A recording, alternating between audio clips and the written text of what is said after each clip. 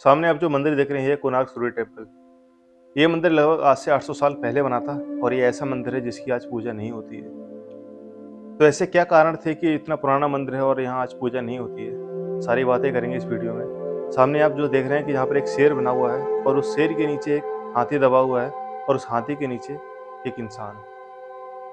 इस मंदिर की जो नक्काशी की अगर हम बात करें तो इतनी बारीकी से की गई है और हर इंच पे आपको कुछ ना कुछ बना हुआ मिलेगा।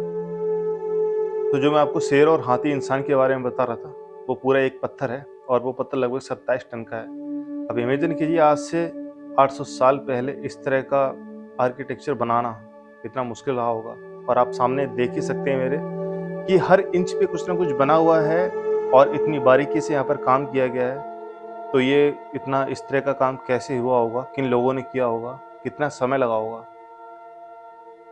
बात है 1238 की। उड़ीसा के गंग वंश के राजा नरसिंह जी ने इस मंदिर का निर्माण कराया था और लगभग 1200 आर्किटेक्चर, कारीगर, मजदूर सब उसमें थे और लगभग 12 साल लगे थे इस मंदिर को बनने में। तो टोटल जो समय था वो 12 साल का समय था। 1250 में बनकर ये तैयार हुआ था और बताया ऐसा भी जाता है कि जब ये मंदिर बनकर कंप्लीट हो रहा था तो 12 साल के लड़के ने इस मंदिर का मंडप सजाया था।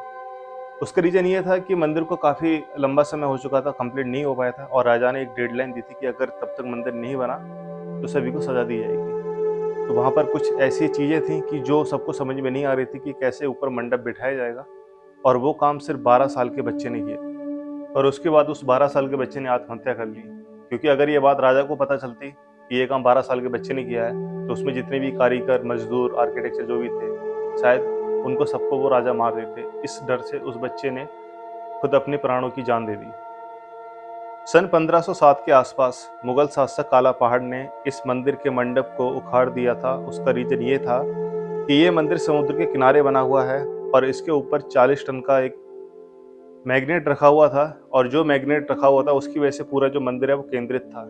उसका रीजन ये था कि मंदिर में कहीं कोई सीमेंट का यूज नहीं किया है और ना उसमें सीमेंट था ना किसी सरिया का। तो जो कुछ इसका जो आर्किटेक्चर है वो कुछ इस तरह से डिजाइन है, इसके जैसे जो पहिए हैं या फिर कुछ और कहें कि वहां पर लोहे को इस तरह से सेट किया गया था।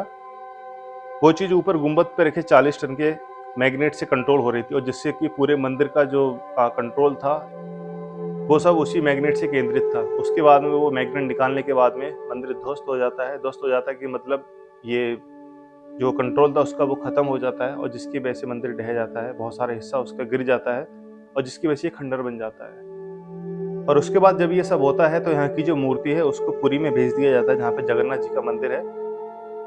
लेकिन उसके बाद में उसका आक्रमण वहाँ पे भी होता है और कुछ समय के लिए वहाँ पर जो मूर्ति है भगवान जगन्नाथ जी की और भी जो मूर्ति हैं उन सबको छुपा दिया जाता है कुछ ऐसी जगह पे जहाँ पर वो नहीं पहुँच पाता है। इस मंदिर में कहीं कहीं पर ज़्यादा डैमेज होने की वजह से आज के जो इंजीनियर हैं उन्होंने कहीं कहीं पर पत्थर लगाए हैं तो वो पत्थर इतने सटीक नहीं है, जबकि आज की टेक्नोलॉजी इतनी अच्छी है कि वो उसके साथ मैच कर पाए। आप सामने देख सकते हैं, कलर तो एक मैं डिफरेंट मान सकता हूँ कि ठीक है कलर की बात अलग है, लेकिन जो जिस तरह से उनमें कटिंग की गई है, डिजाइन बनाई गई है, इतनी सारी मशीनें हैं आज की डेट में, वो इसमें मेल नहीं खा रही हैं। और ये आज से 800 साल से भी ज़्यादा पुराना आर्किटेक्चर है। तो उस वक्त ना तो इतने अच्छे उपकरण थे ना ही सोर्सेज थे और उस वक्त भी इस मंदिर को इतने अच्छे से बनाया गया। सामने आप जो देख रहे हैं कमल का फूल बना हुआ है और हर जगह आपको, जैसे मैंने आपको स्टार्टिंग में बताया था, कि हर इंच पे कुछ ना कुछ आपको बना हुआ मिलेगा। इस मंदिर का जो डिजाइन है वो कुछ रथ की तरह बनाया गया था और इस मंदिर में टोटल 24 पहिए लगे हैं रथ के। 12 एक साइड में लगे हैं और 12 दूसरी साइड में लगे हैं। जो पूरा का जो पूरा डिजाइन है वो एक रथ के डिजाइन के ऊपर है। 10 रुपए के नोट के ऊपर आपने देखा होगा कि एक फोटो छपा रहता है, वो फोटो इसी मंदिर का छपा रहता है। भारतीय संस्कृति को दिखाने के लिए उस नोट के ऊपर में इस मंदिर को छापा गया है। इस मंदिर में 12 जोड़ी पहिए लगे हुए हैं, तो वो 12 जोड़ी पहिए 12 महीने को दर्शाते हैं। और उसके बाद में जो पहिए के अंदर में 8 लाठियां बनी हुई हैं, वो आठों पहर को दर्शाती हैं कि पहले घड़ी नहीं हुआ करती थी और जो पहले टाइम हुआ था उसको पहर में मापा जाता था या जो भी तरीका था। लेकिन आज घड़ी, आज हम एक सेकंड को भी बता सकते हैं कि पर्टिकुलर अभी टाइम क्या हो रहा है, कितने बज के कितने मिनट और कितने सेकंड हो रहे हैं। पहले ऐसा कुछ नहीं था। ज़्यादातर जगह पे रेलिंग लगाई गई है कि जिससे कि लोग मंदिर के पास में ना जाएं और जितनी धरोहर हमने बचा सकी है वो और ज़्यादा डैमेज ना हो, क्योंकि बहुत से लोग वहाँ पे जाएंगे, हाथ लगाएंगे, कोई कुछ करेगा तो जिसकी वजह से वो और ज़्यादा गंदा हो जाएगा। यूनेस्को ने 1984 के आसपास इस मंदिर को विश्व धरोहर का दर्जा दिया और जो कि एक बहुत बड़ा सम्मान है। जब 1507 में मुगल इस पर आक्रमण करते हैं और ये मंदिर एक तरह से खंडित कर दिया जाता है, तो उस वक्त यहाँ पर लोग नहीं आते हैं और इसके चारों तरफ जंगल हो जाता है। और उसके 150 साल के बाद इसका रखरखाव फिर से शुरू किया जाता है। जो कुछ जंगल वगैरह इसके पास में आ जाता है, वो उन सबको साफ किया जाता है, जिसकी वजह से आज ये जो धरोहर है हम इसको देख पा रहे हैं। और मतलब काफ़ी बड़ा दुख होता है कि हमारे देश में इतने पुराने समय में इतना अच्छा आर्किटेक्चर बना और उसको कुछ लोगों ने नष्ट करने की कोशिश की। तो अभी भी यहाँ पर बहुत सारा काम ऐसा चल रहा है कि शायद ये मंदिर और ज़्यादा इसमें कुछ डैमेज ना हो। और कहीं-कहीं पे बहुत सारी सपोर्ट लगाई जा रही है, जैसे आप देख ही रहे हैं सामने। पहले इस मंदिर के अंदर भी लोग जाते थे, लेकिन अब वो नहीं जाते हैं। इस मंदिर की दीवारों पर जैसा कि आप देख ही रहे हैं कि बहुत सारी जो नक्काशी की गई है, जिसमें से मानव, देव, गंधर्व, किन्नर आदि को दर्शाया गया है। और कुछ जगहों पर कुछ कामुक मुद्दों को भी या फिर भावनाओं को वहाँ पर दर्शाया गया है। उसका रीज़न शायद मैं इतना अच्छे से नहीं बता पाऊँ, लेकिन वो जो सारी चीज़ें हैं वो कामसूत्र से ली गई हैं। और कुछ लोग इस चीज़ को देख के मतलब एक तरह से ये कहते हैं कि आपके मंदिर में ऐसा बना हुआ है, तो इस तरह की आकृति को उस समय किस लिए बनाया गया, क्या रीज़न था बनाने का, तो वो सारी चीज़ें अभी इस वक़्त क्लियर नहीं है।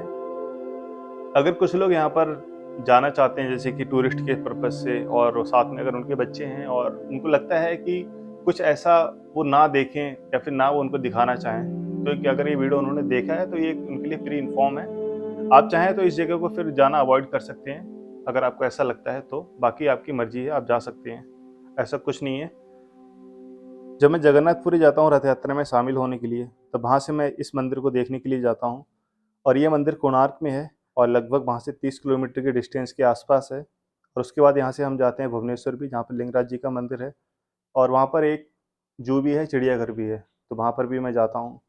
तो जैसा कि मैं आपको इस मंदिर के बारे में बता रहा था कि जो कुछ आकृतियाँ हैं, उन आकृतियों को भी तोड़ दिया गया है। यहाँ पर आप सामने देख सकते हैं कि वो एक तरह से खंडित कर दी गई हैं। तो काफ़ी ज़्यादा हिस्सा इसका डैमेज कर दिया गया है और बहुत कम ही जो बचा है, मतलब एक तरह से कहें कि जो सिर्फ़ बेस बचा है वो आपको अच्छे से दिख पाएगा। जो पहिए हैं वो आपको अच्छे से दिख पा रहे हैं। आप देख सकते हैं कि ये जो पहिया आपके सामने दिख रहा है, रथ का पहिया, और जिसमें कि 8 लाठियाँ, मैंने आपको बताया था कि पहले 8 पैर हुआ करते थे। और हर पहिए के मतलब कहीं न कहीं हर जगह पे आपको कुछ न कुछ बना हुआ दिखेगा। तो इतनी बारीकी से ये काम हुआ था और वो लगभग आज से 800 साल पहले बहुत मुश्किल था कर पाना, और सबसे मेन बात थी कि उसको यहाँ पर सेट कर पाना। शायद तभी इतना ज़्यादा टाइम लगा इस मंदिर को कंप्लीट करने के लिए। और जैसा कि मैं आपको बता रहा था कि मैं इस जगह पर कैसे आया, तो जगन्नाथपुरी में जब हम दर्शन करने जाते हैं तो वहाँ पर बहुत सारे ऐसे टूर एंड ट्रैवल के बिज़नेस हैं, जो कि आपको 1 दिन घुमाने के लिए लेके जाएँगे और ₹350 चार्ज करेंगे। ये चार्ज एसी बस का है और 2x2 की सीट रहती हैं। तो जिसमें से एक हिस्सा ये भी था कि जहाँ पर वो लेके गए, और इसके बाद में वो भुवनेश्वर तक जाते हैं। सुबह गाड़ी वो निकलती है 7 बजे और लगभग शाम को साढ़े 7-8 बजे तक वापस आती है। तो इस टूर का हिस्सा उसी में इंक्लूड था। आपको अगर ये वीडियो अच्छी लगी, जानकारी अच्छी लगी, तो इसको लाइक कर दीजिए, इस चैनल को सब्सक्राइब कर लीजिए। जगन्नाथपुरी से रिलेटेड बहुत सारे वीडियोज़ इस चैनल पे हैं और उसके अलावा और भी कई जगह के वीडियोज़ हैं। तो thank you very much for watching this video. मिलते हैं किसी अगली वीडियो में, तब तक के लिए बाय।